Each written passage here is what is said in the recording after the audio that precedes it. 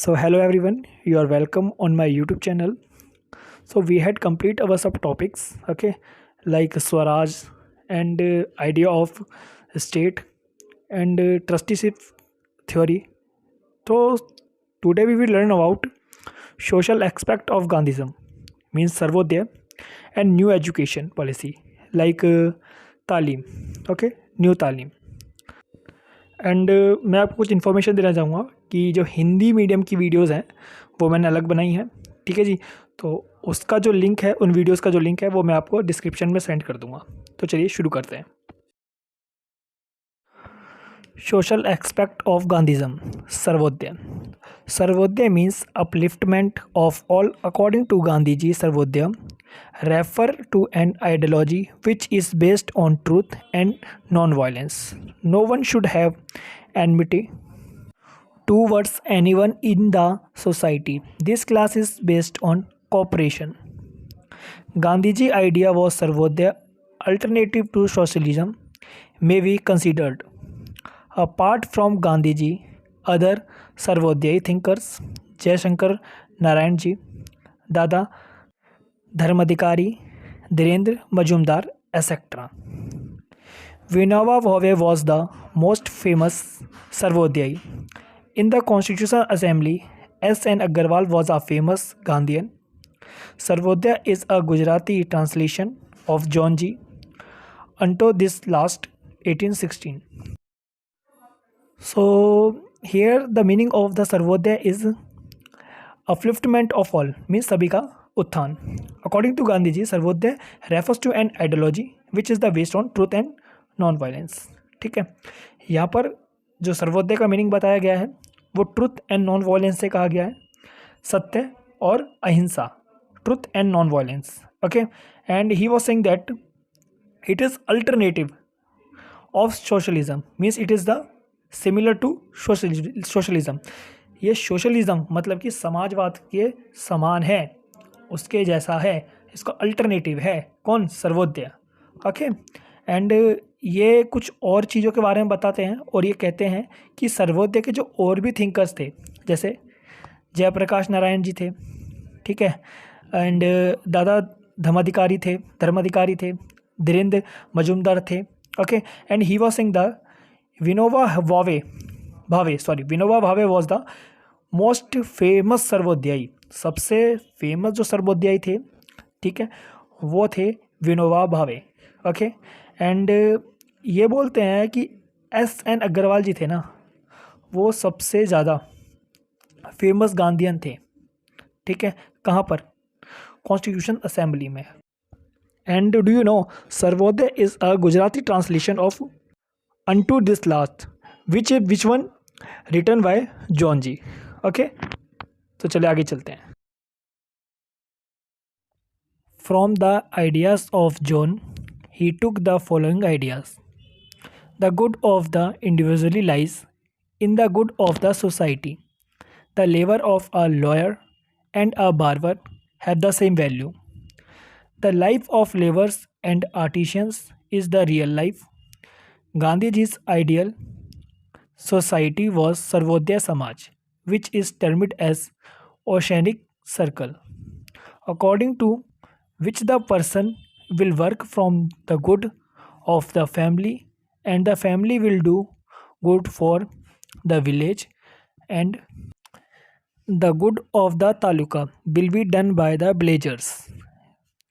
Therefore, each small unit will work for the good of its large unit.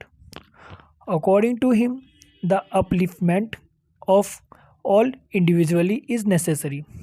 There should be moral upliftment of rich people and physical upliftment of poor people. So here he took some ideas from John's ideas. Okay, like the good of individual lies in the good of the society lies. व्यक्ति की भलाई में ही समाज की भलाई है.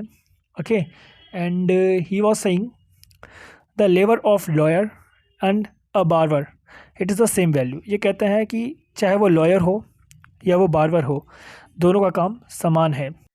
And he was saying that the life of labour and artisans is the real life. ये कहते हैं जो आर्टिशंस हैं एंड लेबर्स हैं, मतलब मजदूर हैं और कारीगर हैं, उनकी ही लाइफ रियल लाइफ है। Okay, and Gandhi ji's ideal society was the Sarvodaya society which is the termed as a ocean circle.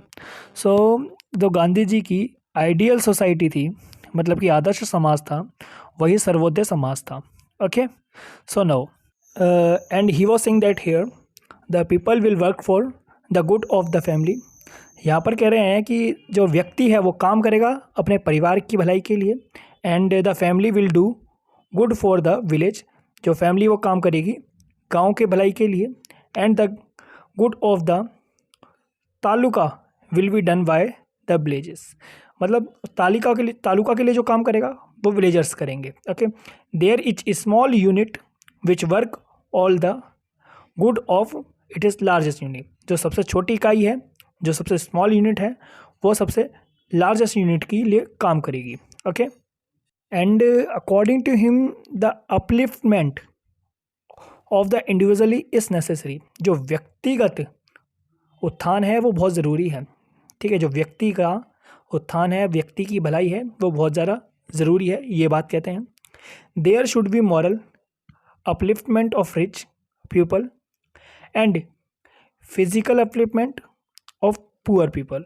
So here he want to say that should be moral upliftment for rich person and physical upliftment for poor person. Okay, I hope you got it. So Gandhi ji made Harijan Sevak Sangh practically established. Gandhi ji accepted the Varna Shram system, although he believed it not by birth but on the basic on Karma. देखिए, यहाँ पर गांधी जी ने एक संगठन बनाया है, एक group बनाया है जिसका नाम है हरिजन संघ। ओके, और ये टोटली प्रैक्टिकली इस्टेब्लिश्ड है। ओके, ये पूरी तरीके से व्यावहारिक रूप पर आधारित है। ठीक है, प्रैक्टिकली इस्टेब्लिश्ड है। कौन? ये संघ, ये संगठन हरिजन सेवक संगठन। ओके, एंड गांधी जी ने जो ये वर्ण श्रम सिस्टम बताया था, ठीक है, इसके साथ थे ये और इसको मानते थे। मगर ये इसको कैसे मानते थे? ये इसको कर्म के आधार पर मानते थे, बेस्ड ऑन कर्म। It is not believe on the birth, it is believe on the कर्म। ये इसे कर्म के आधार पर मानते थे, बर्थ के आधार पर नहीं मानते थे। How? I have a example. Suppose I am a teacher right now, but suppose कीजिए कि मैं टीचर ना होकर मैं यहाँ पर एक मोची होता, ओके, या बार्बर होता, but after the education I become IAS officer and something. अगर मैं उसके बाद में IAS ऑफिसर बन जाता हूँ, तो कुछ बन जाता हूँ, तो मैं प्रशासनिक सेवा में आ जाऊँगा वहाँ पर। ठीक है, तो ये मेरे कर्म के आधार पर मेरी चीज़ें चेंज हो गई ना। तो इसी तरीके से वो कहते हैं कि कर्म के आधार पर आप वर्म शर्म सिस्टम से जुड़े रहोगे। ठीक है, जैसे ही आप जिस प्रकार का आप कर्म करोगे, आप उस प्रकार की कैटेगरी में आ जाओगे। Okay, I hope you got it. So now, Nai Talim. Through Nai Talim Gandhi ji presented an effective alternative to western education. Education should be given in the mother tongue. Character development and simplicity in education and physical education stressed on. Training of cottage industry and handcraft in education will be provided in the village itself will be given. Funds for education will be collected from common people. In Nai Talim, along with primary education, emphasis was also given on adult education. So देखिए यहाँ पर क्या है, ये नई तालीम को ना पूरी तरीके से वेस्टर्न एजुकेशन का अल्टरनेटिव प्रस्तुत करते हैं यहाँ पर। ठीक है, उसको बिल्कुल ही प्रेजेंट करते हैं as a alternative of western education. And he was saying that we should provide the education in our mother टंग।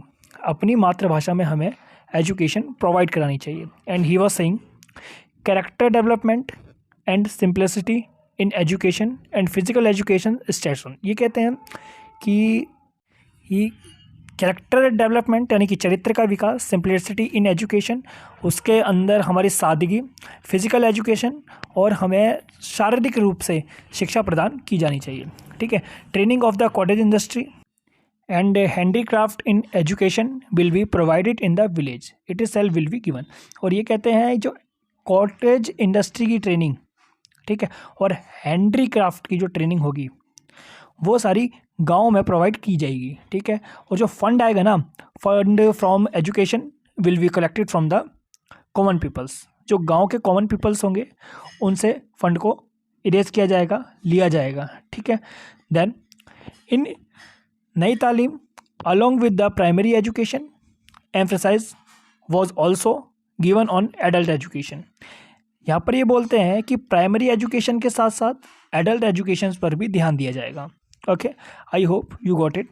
मैं आशा करता हूँ आपको चीज़ें समझ में आई होंगी। Okay, so if you have any suggestion for me, आपके पास कोई सजेशन है मेरे लिए या फिर कोई चीज़ परेशानी है, so you can tell me. Okay, thank you.